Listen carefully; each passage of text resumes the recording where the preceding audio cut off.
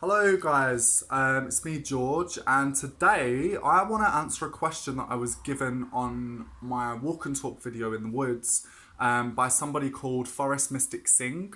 First of all, thank you so much for posting that question because that was a really interesting question, and I think for me it's really important to answer this because I think not just for myself and my own practice, but I think for other people's as well because witchcraft as a path it does change because it's tailored to us, it's tailored to each person will have their own way. What works for someone won't work for someone else, what doesn't work for someone else really does work for someone, and that's fine. There is nothing wrong with that. That's part of the beauty of it. So I wanted to kind of talk about this. So first of all, Forest Mystic Singh, thank you so much for posting those questions because I think it's a really interesting and important question to everyone's practice, because naturally as we go through in life, our practice will change. We change.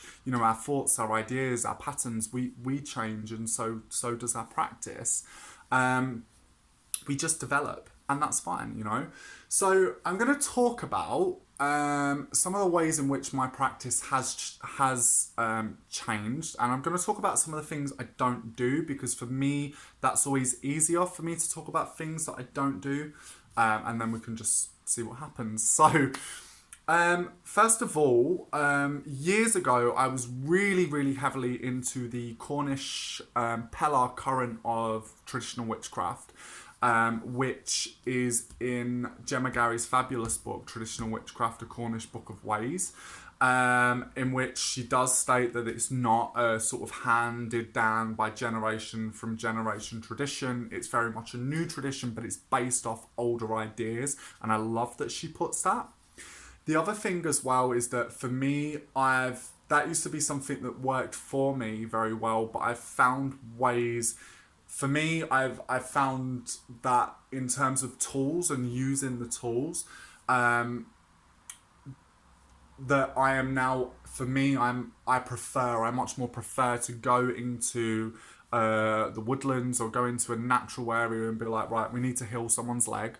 Okay, there's a river there. Let's collect some of that river water. Oh, look, there's a stone that looks like a leg. Let's baptize this in the name of the person and use the river water to wash the ailment away. Things like that. And that for me, in terms of folk magic, in terms of the practice I have, in terms of utilizing what you have around you, is really important to me. And so I've found that over the years in general, I use less tools. I work with tools, but not necessarily like the knife or the cup. I do work with a knife, but I use that mainly for cutting. The other night I brought it to a ritual and I used it for I think it was cutting thread. My knife is a physical thing. But there are things that, I don't really work with in terms of tools. There are things that I find around me. Don't get me wrong, I have my old trusty stones for certain things. I have well waters. I'm very much into using water. Smoke and fire as well is a very big element of my practice. So there are things that I do work with, I do utilize within my practice, but typically it's not the traditional kind of tools. So I found that I've moved away from the Cornish Pellar current tradition, and again, that's not in any disrespect to the actual tradition itself. It's just that I've moved on to something else, and I've found something else that suits me more and works for me more. I used to also be very into Gnostic aspects of traditional witchcraft. And there are some modern traditions where Gnosis and, that Gnostic element of things does play a part of it. And for some people it works very, very well. And these are some covens very established that have lineage, like the Cochrane tradition, there are those traditions there. But for me, I have found that doesn't really work well for me. For me, I gain more insight and enlightenment, and I reach gnosis in the way in which I work. The way in which I work is very practical, it's very down to earth, and it's very hands on. I get my hands dirty, and I'm not afraid to get my hands dirty, and I think that's a really important part for me of folk magic. Again, That's not to dismiss the idea of gnosis and Gnosticism within modern traditional witchcraft. It just doesn't work well for me. So for me, I found that my practice has become a lot more simplified. There are things that I have excluded or kind of got rid of in my practice, such as the use of the compass round. I don't really work with a compass round anymore if I'm on my own. What I will do is mainly get the spirit's attention. That works better for me.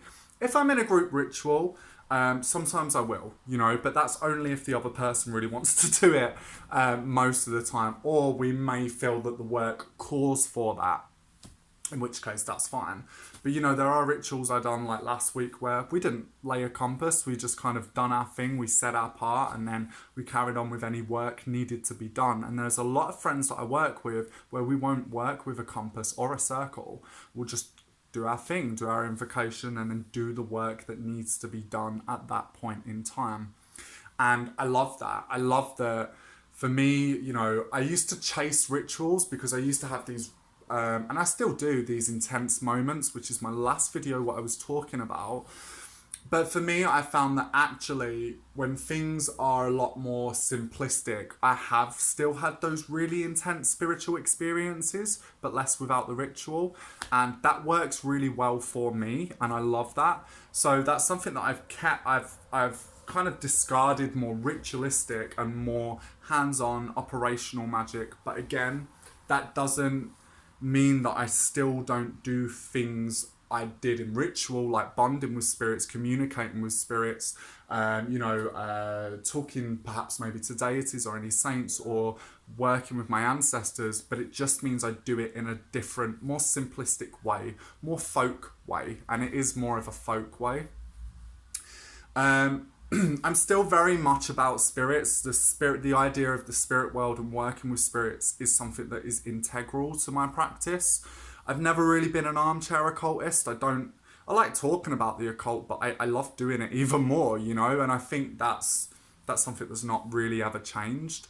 I've never really been a person that just talks about witchcraft or folk magic. I'm very much a doer. So that side of it for me, I feel hasn't changed. But yeah, I've become a lot more simplistic within my practice. There are also things like sabbats. I've never really ever worked fully with the 8 sabbats, like the traditional wheel of the year. There are some sabbats I observe, don't get me wrong, Lammas, Halloween. I mean, Lammas is my birthday, but I still love that festival. There are some sabbats that I've never really celebrated, such as spring equinox, autumn equinox. I'm just like, it's not really my thing. Although, having said that, I have done equinox rituals with friends that want to observe it, and I have no problem in that. I love that. I love still spending that time with the spirit world and also spending that time with my friends. I love that, It's just that if I was on my own, I wouldn't really personally do a ritual or anything like that. I might observe the sort of change in the seasons, don't get me wrong, but I won't do like a full-on ritual. And I found that, festivals like Beltane, for me, it's more a very physical ritual because it is all about physicality. So whenever I've done rituals for Beltane, I've never really connected to it as a festival, being completely honest, but my practice is very spiritual. I work a lot with spirits, and I think Beltane is very physical, which is kind of weird because I am a very physical person. I enjoy working out. I enjoy going to the gym, and also it's Beltane, so who doesn't like sex, But if I've done a ritual with it, I've not really connected well. Again, like my last video, that doesn't mean that what I've done hasn't worked, because it has, but I've just never really had an intense moment, really. I've had more of an intense moment by going to a Beltane festival, such as on Carlton Green, the Beltane Fire Festival, dressing my face green, putting a crown around me of leaves and wearing green, I've had more of a spiritual experience doing that than I have doing any other ritual. So Beltane, yes, I'll observe it, but it's not as much as a hoo-ha as it is to a lot of other pagans. What else? There are extra festivals I celebrate as well, not necessarily festivals, but more like things like feast days, or there'll be saints' feast days I'll observe. So I'll observe things like Martinmas, so Martinmas is traditional to spill blood, and you say, if any blood is to be spilt within the year, let it be this blood upon this door rather than anyone in this house, and you protect the house for the coming year. There are also evenings like St. John's Eve where I may do divination. If I have any clients that want any love workings, it's always a great time for that. Full moons as well, I observe full moons. I don't really pay that much attention. Like if I do work-ins, actual operational work-ins, waxing, waning, happy days if it is in the right sort of pattern, but I'm not like really strict to it. What else? In terms of resources and references, I've changed significantly. I used to just think, oh, this is great, and not really question where that comes from, and not kind of say, well, actually, where has the author got this, idea from? What is this thing from? And now I found that I'm able to say, oh, this is from this, and that is from that, and that for me is really important, because for me, I think it's super important to know where things come from, because I think it's kind of giving credit where credit is due. And I do think that. So references to me, just in terms of generally, I feel I've become a lot more referenced than what I used to be. I do love a grimoire as well, but I just tend to like the Book of Secrets at the back. I tend to like that book that was generally used by most magicians. At the minute I'm reading Grimoire de Pope Honoris, which is a grimoire of Pope Honoris, and that was used by most French cunning men, and it is there's a significant amount of secrets within that book, quite a large amount compared to other grimoires I've read. So I'm really enjoying that, and also to know that contributed to another European practice of folk magic. I love that. The terminology of witch, I used to find a lot of power in that, and don't get me wrong, I still do. People call me a witch, or my friends do, and I'm like, yeah, that's fine.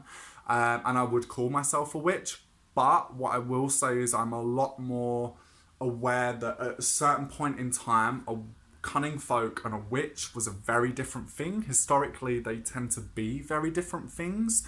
To call a cunning folk a witch way back when would not have been a good thing. A cunning man would have hit the roof if you would have called him a witch. It would have been the equivalent, this is dark, but it would have been the equivalent of accusing someone of being a paedophile. It would have been that bad to a cunning folk at that time. You were accusing people of flying through the air and eating babies and consorting with the devil. And that, to a cunning man, wasn't really what cunning men were about. There was more folk healers, folk charmers, but under a religious guise, and utilising elements of natural things they have around them as well. Again, I'm not comparing witchcraft to paedophilia, Jesus Christ, but I'm just trying to give you a bit of an idea as to how severe it would have been called to have been called a witch. Yeah, okay, sorry. I've been learning French. My head's like, bleh. But yeah, so I also, at the same time, want to say there were certain points in time where the word witch and the word cunning man kind of blended in. People during particularly the 1900s, early 1900s, were calling themselves wayside witches, village witches, white witches. There was that, and I do think that's important. My practice still between the witchcraft and sort of British folk magic, it does merge. But I'm very aware at a certain point in time they were very different things, and I think that's really important. In the past I've said different as well, and there are a lot of videos I've watched from my past where I'm like, that's not really true, but I keep them up there because everyone's human. Everyone makes mistakes, so it's nice to look back on in that way and look at those. But yeah, so my practice has become a lot more simplistic. It's also become a lot more Christian as well.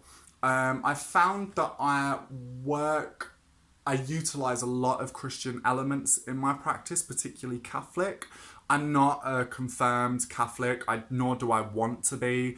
I've no desire to be baptized as a Catholic. For me, I think folk Catholicism would define it a bit more accurately to what I actually do, rather than Catholicism Inc. And again, I've nothing against, Catholics. I've got a lot of Catholic friends. But that's not really my bag. I would still describe myself as pagan. I think dual faith would be a more accurate description of what I am, but I would still describe myself as a pagan, but before pagan. I say that to simplify things for people, but before pagan, I would be a folk magician or a witch. I've no problem in that name. So yeah, I still use the term pagan, but now I used to really buzz off the idea of going to pagan festivals, but I found that when I went to a pagan festival, I was met with nothing but disappointment. I found a lot of the time for me, there was a lot of ego involved, and I think there's a certain archetype that goes to pagan festivals that I tend to have kind of head to head with. And for me, I'd rather invest my spare time in meeting people that I feel a lot more affiliated with, people that I feel a lot more of a connection with. And so now you're more likely to find me at occult conferences rather than pagan festivals. I've gone to pagan festivals that friends have done that have been for covens, like traditional witch covens, and they've been fabulous. I've enjoyed them. But in terms of an organised or big organised pagan festival, no, not really. I'd be more likely to go to a folk festival or an occult conference rather than a pagan festival. Doesn't mean I won't ever go, but I just find that every time I go, I'm kind of met with some difficulty. My practice has changed a lot. I was also asked as well about my perception of deity, if my perception of deity has changed, and I would say that as far as I'm aware, since the last video I done on deity, it hasn't. However, I also at the same time believe in that deity can be fluid and go through different religions and different spiritual traditions, and that's the way humans can kind of pinpoint deity. But in my belief, I don't think we can ever fully understand Godhead. I think it would kill us. I don't think we'd be able to comprehend everything about Godhead. So I also accept the fact because of that, my ideas will change. But as far as I'm aware, my ideas haven't changed. A lot of people say to me, how can you work with a Christian God and saints and work with spirits and deities as well? And I just say, well, a saint is a spirit. God is a spirit. It's just a huge spirit. A God is a spirit. I work with spirits. It doesn't mean I don't believe that there is one God. I've never believed that. And I think personally, when you start getting religions and beliefs that say there is only one God and it is mine, I think that's just a recipe for disaster. And for me, that's really ignorant and arrogant to assume that my God is the only God out of all the hundreds of beliefs in the world. Pfft, don't give me that. Don't give me that shit. People experience Godhead and deity differently, and if they're not hurting anyone and they're not actively sort of limiting people's freedoms or hurting them, you know what? You be you. Go for it. But I'm not about believing that there is only that one God. I actually hate that idea. I had a preacher come up to me in Manchester and said, could I speak to you about God? And I was like, what one? I was like, are we talking like Iset? Are we talking Hecate? Are we talking Athena? Or are we going like Yahweh? You going there? You going Allah? You going Brahman? Like, where are you going? What God? And he was like, well, there's only one God. And I was like, well, can't be that powerful. But I guess maybe it's me being a bit polytheistic, but for me, I hate that. I hate the idea of there being people saying there is one God. I do believe deity is a huge thing, but I don't really feel like I have the right to say it is one thing, because I think it's one and many. I think it's everything. I think it encompasses everything. But at the same time, I do think we are too far removed to fully understand and comprehend it. Spirit work as well, before I leave. Spirit work is still a massive part of my practice. And I think for me, just go into the woods, venture into a place of power and communing with the spirits there is a big part of my practice, and I love that. So yeah, to me, that's still always a must. Right, okay. I think I've babbled a lot. It's like 20 minutes, and I've done this video like 6 times, I think, so this will be the last time, I promise. But yeah, thank you so much, Forest Mystic Singh, for your comments. And I also want to say, guys, I do read everyone's comments. I really do, and thank you so much for commenting, so please don't feel ignored. I'm not ignoring you, it's just, I have a very hectic life, and sometimes it's hard to answer to all the comments and all the emails and all the messages, so, you know, apologies, but I do read what you post, and thank you so much, all of my viewers and subscribers. I'm really thankful for having you guys. But yeah, over and out, and I hope you enjoy this video. Peace.